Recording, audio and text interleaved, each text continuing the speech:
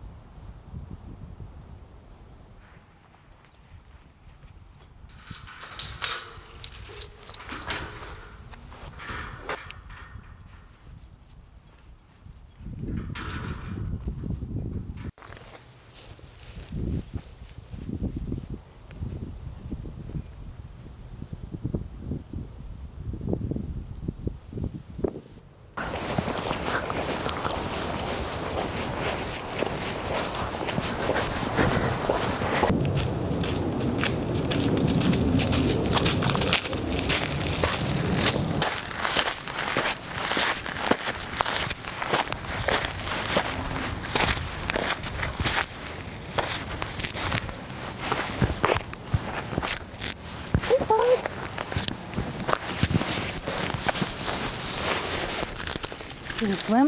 You want a stick? You want a stick?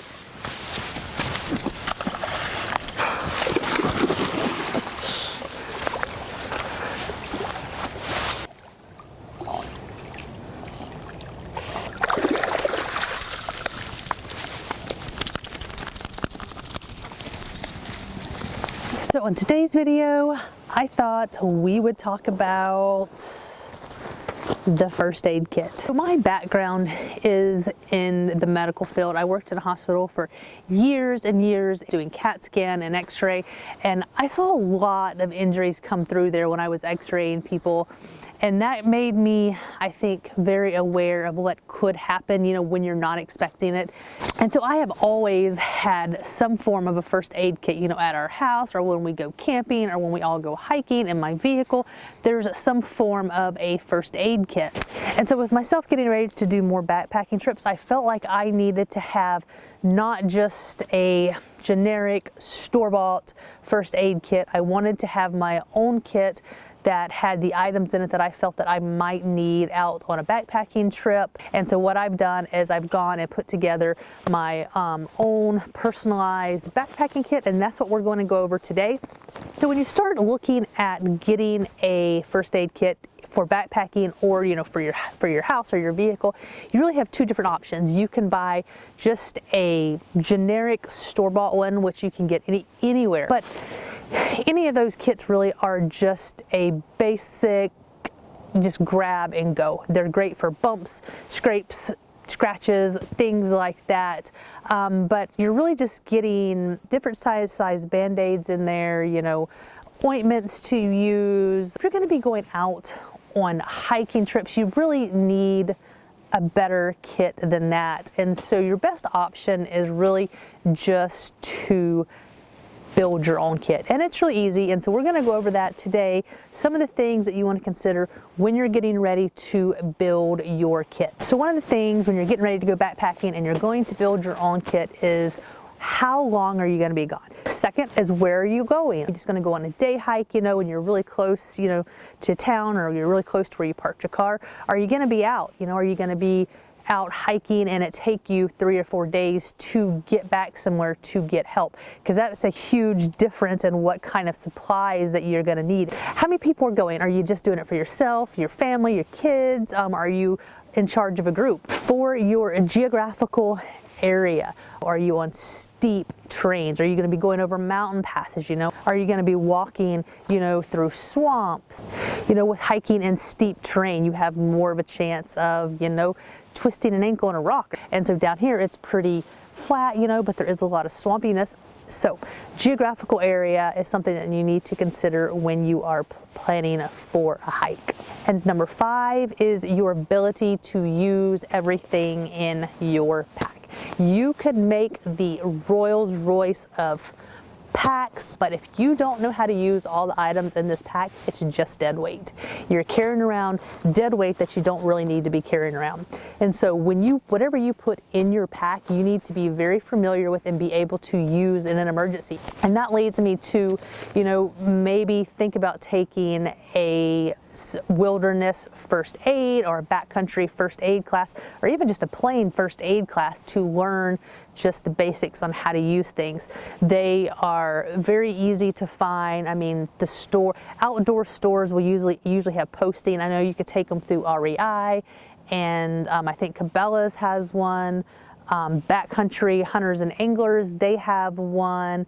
Any kind of local outdoor club should have one. Your hospital, American Red Cross, and just Google it. Google, first aid classes, wherever you're at, and you'll have a ton to pop up. And that is one thing that I'm going to be signing both of my boys up for, is a wilderness first aid class, because when we go to elk camp, they are by themselves throughout the day, and I want to make sure that they know, what to do in case of an emergency.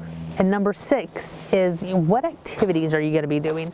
So this first aid kit I have here, this is just for my hiking right now. If I'm hunting, I'm going to add more to this, because when you're hunting, there's either guns involved or bow and arrows involved. That could lead to a worse injury. And so if we are hunting, then I have a completely different setup than just this basic kit that I'm going to be taking in my backpacking trips this summer.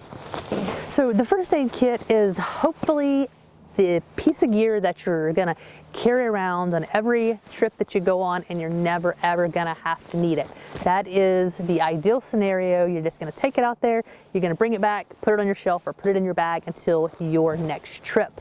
But my thinking is you should always prepare for worst case. You don't want to get out there on the trail and not have something that you should have had. It's so much better, to have it and not need it than to need it and not have it. I'm going to go ahead and open this up and show you exactly what is in my kit. This hangs on my backpack so I can get to it at all times. This is my Garmin InReach. This is your lifeline while you are out in the wilderness hiking.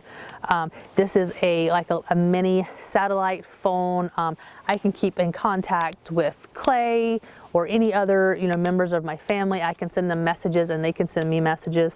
But also it has an emergency button on it. So if you are in an emergency, you do get hurt and you need help, then I can push this button and then help will contact me, and then I can tell them what is going on, and then they can send help. Now when you do use this, you are responsible for the charges. So search and rescue, you're gonna have to pay for it. Medvac to get out of there to take you to the hospital, you are going to be responsible for that, and that can be anywhere from $50,000 to over $100,000.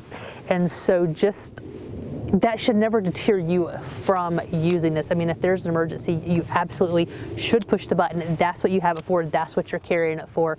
And then actually, I just signed my whole family up for this. Garmin does have an insurance policy that you can pay for, and it is relatively inexpensive. I think it was $40 per person per year, and the insurance covers up to the first $100,000 of a search and rescue for finding you. So for me, I did sign up for the insurance. That made me feel much better if we ever had to use this, to know that we do have some insurance. And you can set this for like tracking. Clay could get on the computer and he could find out where I am by following the tracker. And then when you send someone a message on this, it sends them a GPS coordinate as well. And same as like when you do SOS, it sends them GPS coordinates to where you're at. All right, so let's get into the bag. It's not the lightest of first aid kits, but it's not the heaviest either. This is about a pound, and it will just go at the bottom of my pack, and hopefully I'll never have to use it. All right, so the first thing I have in here is medical people call it Coband, animal people call it vet wrap. You can use this for, if you have a cut, you could put some gauze on there and then use this to bandage your cut up. If you have a sprained ankle, you can use this to wrap your ankle for stability. And if you have, if you hiking with a pet, you can also use this to bandage up a pet's wounds. And I carry the whole roll of that. So when I have all my stuff in bags, so my first bag here, this is kind of like the cuts and scrapes kind of bag that I would grab. What I have in here is quick clot. It's like a special type of gauze and compression that you use to stop bleeding. I have just a small roll of gauze. If you get burnt, you can use this, for burns, for cuts, or again, if you're hiking with the pet, you can use this to wrap their foot up or anything like that if they cut the bottom of their foot. I have various sizes of Band-Aids, big ones to tiny ones, and I have had to break out Band-Aids when we've been hiking, especially when you're hiking with kids. It seems like somebody always needs a Band-Aid. Non-stick gauze pads, for cuts. And then I also have these little Tagaderm films. These are like the little film, if you've ever had an IV, they put over the little plastic film they put over your IV to hold it in place. These work really well for cuts that you don't want to get wet because these are waterproof and they stay on really good too. Steri strips in different sizes, and along with the Steri strips I have skin tack wipe. And so what you do with the skin tack wipe, before you put the Steri strip on there, you're going to wipe the skin with the skin tack and then put the Steri strip on there, and it helps the Steri strip stay on better. Alcohol prep wipes, for cleaning cuts. Eye patches. Now people are going to be like, Liz, why are you carrying eye patch? We're not being a pirate while we're out in the woods. Why would you have eye patches? Well, if you've ever been hiking in the woods and we're all looking around, how beautiful things are when we're hiking, and you run into a tree and you stick a stick in your eye or you scratch your eye with a limb, it is extremely painful to have a scratched eye. Even getting sand in your eye and rubbing your eye can scratch your eye, and light hurts it so bad. And so if you do that, then you can pull your eyelid down, close it, and put the patch over your eye, and it really helps. And you can use them as Band-Aids too. For like your antibiotic ointment, and I carry a Neosporin, but you have the option of a big one like this, and this is kind of like a small big one, or you can have these little packs you can buy. You can get these on Amazon, and they're just tiny little one-use packs. And I have that for the Benadryl as well. Normally I would just carry just a couple small little packs of Benadryl, but like I said, I'm down here in poison ivy and poison oak country, and so I have a whole thing of Benadryl added to my first aid kit now. All right, so the next bag that I have here is medicines. My medicine, any kind of medicine that you have, make sure it's labeled what it is, how many milligrams it is, and the dosage that you're supposed to take and how often that you're supposed to take it. And then also put the date that you packed it on, so you know that those are not going to expire and then you not know about it. But I have Tylenol, I have Advil, Imodium, because if you have an upset stomach out there, it's not really great to be, stopping to poop in the woods all the time. So Imodium is your friend. And then I have Benadryl. If you get stung by something or you have allergic reaction to something, you have Benadryl. And then a medicine that I just added to my pack is Azo Max UTI for UTIs. I have enough for a couple days in here that would get you hopefully to a town where you could see a doctor, or get you home. And another thing that can cause bladder infections is dehydration. And so when you're out hiking, normally we're not drinking as much water as we should. And so I've just recently added the UTI medicine to my pack. Also, if you have prescription meds, you want to make sure that you have those in your bag as well, and make sure you always have a few extra days just in case you do get out there and you sprain your ankle and you need to take a couple extra days to let that heal before you can hike on. And always make sure that those medicines are labeled, what they are, the milligrams, your dose, and how often you're supposed to take those. Because if somebody comes up on you and finds you and needs to help you, they're not going to know what those medicines are. So you need to make sure everything is always labeled. This little first aid pack here is from Space Bears. And in this bag here, I have Q-tips. Q-tips are good, you know, not only for cleaning your ears out, but, you know, for cleaning cuts, or if you get something in your eye, you can use one of these to gently, you know, rub around the edges of your eye to help get the trash out. Moleskin for blisters. Now, this is not my first go-to that I use for blisters. I actually prefer to use Leukotape, and I have that wrapped around my lighter. Anytime I'm going to get like a hot spot on my foot that's going to turn into a blister, I always stop right then and put some Leukotape on it, and it helps tremendously. But if I really get like a blister and I want some extra cushion, then I have this thicker mole tape too, and it works really good. I have a tiny little CPR mask here. It's little bitty, it doesn't weigh anything, and this is one of those things, make sure you know how to use a CPR mask if you're gonna carry it. I always carry electrolytes with me when I hike. I always have electrolytes in my water bottle, but I also keep some stashed in my first aid in case I run out. I really like the Relight brand. There's no sugar or anything in them, and they're really little too. They do not take up very much room. I always have a water filter with me that I use, you know, to filter my water, and so I've never had to use these, but I always carry Aqua Tabs. It is a water purifier, and this actually, we left ours in Idaho, and Clay ordered some here, but he ordered the wrong ones. These come in different sizes. He ordered, these are 397 milligram tablets. One tablet does 4 gallons of clean water or 1.5 gallons of dirty water. So the ones I like for hiking are 49 milligrams, and one tablet will do 2 quarts of clean water, or like less than like 0.8, I think 0.8 liters of dirty water. And so I've never had to use these. I'm assuming that if you have to use these, your water's not gonna taste really great, but if you're having to use these, at that point it's just drink water to hydrate yourself. Eyewash, I always carry Eyewash. I have a lot of problems with allergies in my eyes, and so I always carry some allergy eye drops as well. Chapstick, always have an extra tube, a tiny little emergency whistle, sting relief in case I get stung by a wasp or anything. I have fingernail clippers. Then I have a little bag of, it's got a needle in it, a safety pin, tweezers, and earplugs. Earplugs is kind of like if you are at, you know, camp with somebody and they're snoring, you can stick your earplugs in. And then I have a tiny little Swiss Army knife. You know, of course it's got your knife blades, but it has a little pair of scissors if you need the scissors. It has tweezers, and it has a toothpick if you need it. And then I have a tourniquet.